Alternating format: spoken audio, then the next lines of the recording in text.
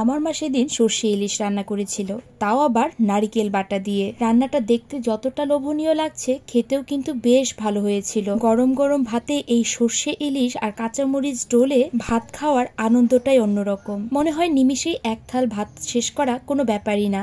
চলো তোমাদের সাথে আজকে এই সর্ষে ইলিশের রেসিপিটা শেয়ার করি। মা প্রথমে একটা কড়াইয়ে অল্প একটু সরিষার তেল দিয়ে বেশ কিছুটা পেঁয়াজ ভেজে নিয়েছে। ভিডিওতে যেমনটা দেখতে পাচ্ছ তেমনই কিন্তু পেঁয়াজটা ভেজে তুলে রেখেছিল। আর এদিকে ইলিশ মাছটা মা হলুদের গুঁড়ো, মরিচের গুঁড়ো, সর্ষের তেল আর পরিমাণ মতো লবণ দিয়ে বেশ কিছুক্ষণ মেখে রেখে দিয়েছিল।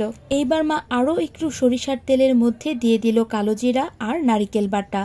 আর এই সময় চুলার আঁচটা একদম লো রাখতে হবে। নারিকেল বাটাটা হালকা একটু নাড়াচাড়া করে তাতে অল্প একটু লবণ দিয়ে দিল, তারপর দিয়ে দিল হলুদের গুঁড়ো। আর এই হলুদ গুঁড়ো দিয়েও বেশ কিছুক্ষণ মা নাড়াচাড়া করে তাতে গোটা কয়েকটা কাঁচামরিচ দিয়ে দিয়েছে। তখনও কিন্তু চুলার আঁচটা একদমই লো রেখেছিল, যাতে নারিকেল বাটাটা কোনোভাবেই পুড়ে না যায়। এই তো কাঁচামরিচটা দিয়ে এইবার মা দিয়ে দিল সর্ষে আর পোস্ত বাটা।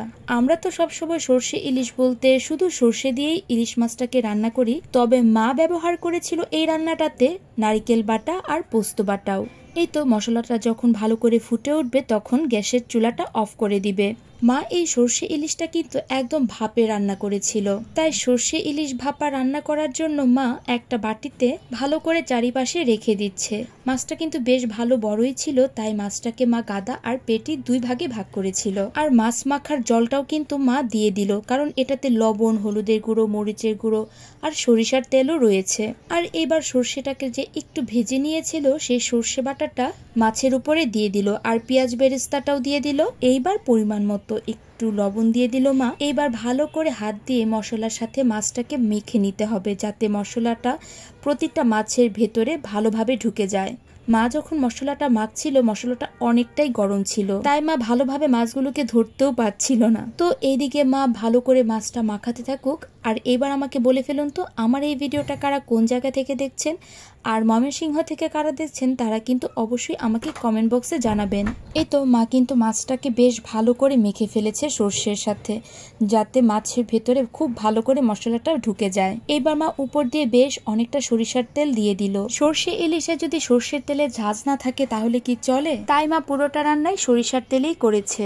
এইবার মা কড়াইয়ে ঢাকনাটা লাগিয়ে দিল, আর কড়াইয়ের মধ্যে বেশ কিছুটা জল গরম রেখেছিল, তার মধ্যে গ্যাসের চুলার একটা স্ট্যান্ড রেখেছে, তার উপরে এই বক্সটা রেখে দিয়ে একটা ঢাকনা দিয়ে ঢাকা রেখেছিল মা প্রায় 30 মিনিটের মতো। প্রথমে চুলার আঁচটাকে 5 মিনিট হাই ফ্লেমে রেখেছিল, তারপরের 25 মিনিট একদম মিডিয়াম হিটে পুরোটা মাছ রান্না করেছে। তবে খেয়াল রাখতে হবে যে কড়াইয়ের জলটা যাতে কোনোভাবেই শুকিয়ে না যায়। যদি শুকিয়ে যেতে থাকে তাহলে অল্প একটু জল দিয়ে দেওয়াই ভালো। এই তো মার হাতে সর্ষে ইলিশ ভাপা একদম রেডি। রান্নার পরে মাছের উপরে তেল উঠে পড়েছে, মানে রান্না কিন্তু একদম কমপ্লিট। এইবার আমি গরম গরম ভাতের সাথে ইলিশ ভাপাটা নিয়ে নিচ্ছি।